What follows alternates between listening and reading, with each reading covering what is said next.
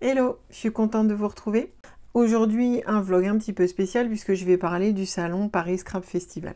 Bon, c'est un salon qui peut être rangé dans la catégorie petit salon, mais moi j'ai trouvé qu'il était très bien. Ambiance fort sympathique.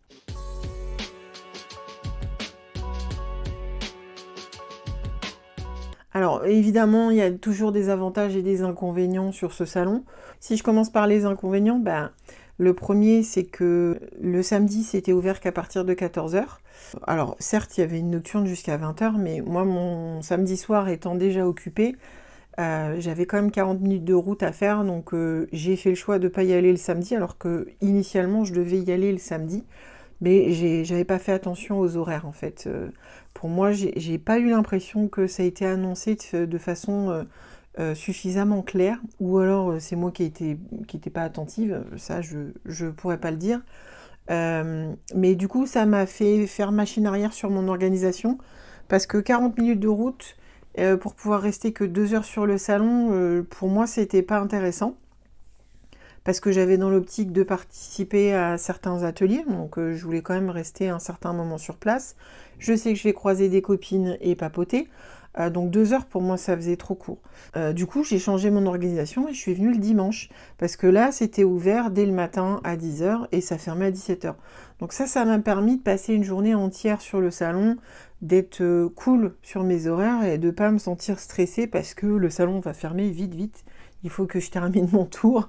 Non, là, j'ai pris le temps de faire un premier tour, donc ce qui m'a permis de faire du repérage sur tous les stands, de voir où j'allais craquer. Non, c'est pas vrai, je dis des bêtises, parce que le premier stand sur lequel je suis tombée, le premier stand quand je suis arrivée, c'était Sagapo, et, je me suis fait avoir. J'ai beaucoup craqué sur le stand, ce qui fait qu'après, j'ai fait un petit tour d'horizon partout pour savoir où est-ce que j'allais pouvoir craquer avec le peu de budget qui me restait. Donc c'était plutôt dans ce sens-là. On va dire que le premier inconvénient, c'était peut-être cette histoire d'horaire, d'ouvrir une demi-journée, une nocturne. Je l'aurais peut-être fait un vendredi soir, mais pas un samedi soir, parce qu'on a déjà des plans. Bon, après, c'est mon avis personnel. Vous n'êtes pas obligé de le partager. Deuxième chose, alors ça c'est pas concernant le salon, mais il y a des marques, des stands que j'aurais aimé retrouver et qui n'étaient pas là. Par exemple, je pense à Comptoir du Scrap. Comptoir du Scrap, vous m'avez beaucoup manqué parce que j'ai vu tout le teasing sur la collection de Noël et voilà, vous n'étiez pas là. Et je pense pas que je vous croiserai sur un salon, donc comme Comptoir du Scrap n'a pas de revendeur, donc si j'ai une petite commande, je sais que je vais avoir des frais de port dessus.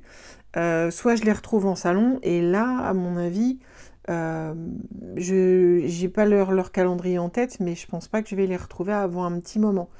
Donc ça veut dire passer une commande, et du coup c'est pas forcément compatible avec mon craquage récent sur le salon. Donc voilà, j'ai trouvé ça dommage, tout comme voilà, il y a Simply Graphic dans mes pochettes. Enfin bon, la liste pourrait être longue, hein. Il y a certaines marques que j'aurais aimé voir sur le stand. Le truc que j'ai trouvé dommage également, mais alors ça c'est pareil, c'est une recherche personnelle du moment, et j'ai pas trouvé mon bonheur sur le salon. Voilà, c'est les sprays Distress Spray Stain. Il n'y en avait pas sur aucun stand. Je comprends que sur un petit salon, toutes les boutiques peuvent pas emmener l'intégralité de leur stock.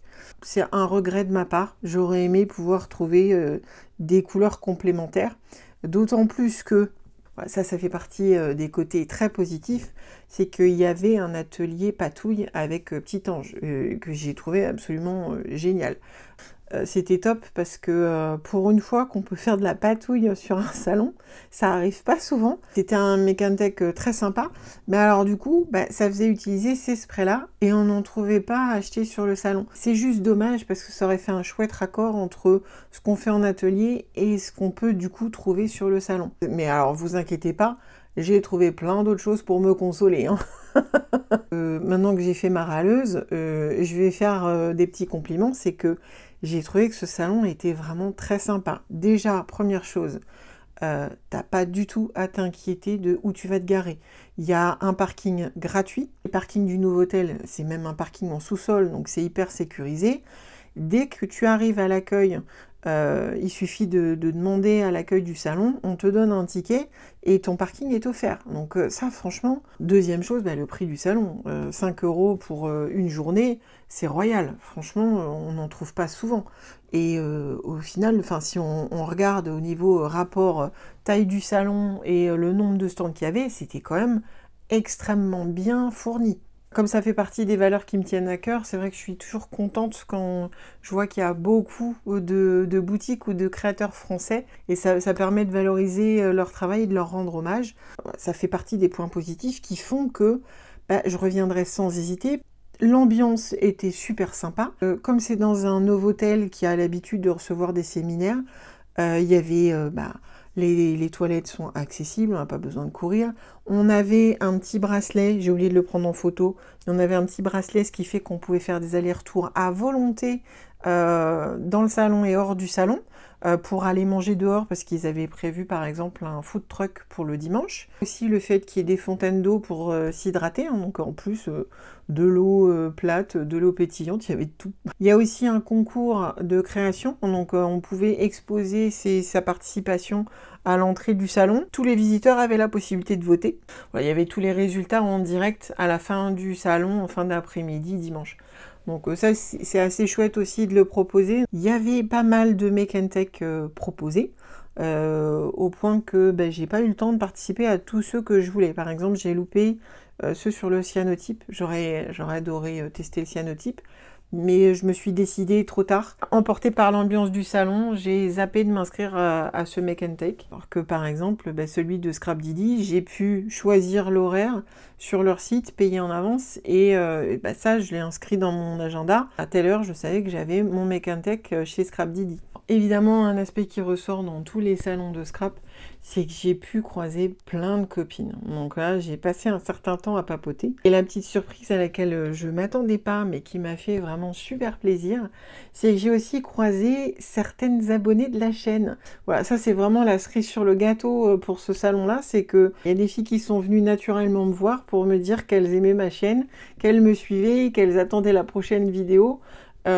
Merci, mille merci à vous déjà d'être venu me voir parce que vous le saurez, je ne suis pas physionomiste du tout et je vous avoue que faire le lien entre vos pseudos sur YouTube et votre tête en live, je ne suis pas forte à ce jeu-là.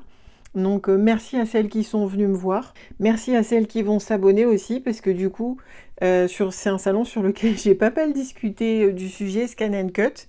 Il se peut que j'en ai convaincu une ou deux de faire l'investissement et du coup on va avoir des nouvelles abonnées sur la chaîne. Donc ça c'était un aspect vraiment très très sympa de ce salon. Il y a quand même pas mal de points positifs sur ce salon, je pense qu'il gagne à être connu. Après évidemment comme c'est du côté de Roissy, il faut être pas trop loin dans la région. J'espère qu'il va s'agrandir parce qu'il est quand même pas loin de chez moi. Il y a eu plusieurs craquages, attention j'ai les sacs dans les mains. Les sacs, oui j'ai bien dit les sacs. Donc voilà, je suis repartie avec tout ça. Voilà, alors c'est contrairement à ce qu'on pourrait croire, celui-là c'est Scrap Didi. Et ça c'était mon sac de shopping avec lequel je suis arrivée. Est-ce que vous voulez voir le contenu de tous ces sacs? Dans ces cas-là, je ferai une autre vidéo. Dites-le moi en commentaire. Est-ce que vous voulez un haul spécial salon Paris Scrap Festival? S'il y a au moins 5 commentaires, oui, je veux voir le haul Paris Scrap Festival, je vous fais la vidéo. Sinon, je déballe tout toute seule et vous verrez rien. Allez, je vous dis à bientôt.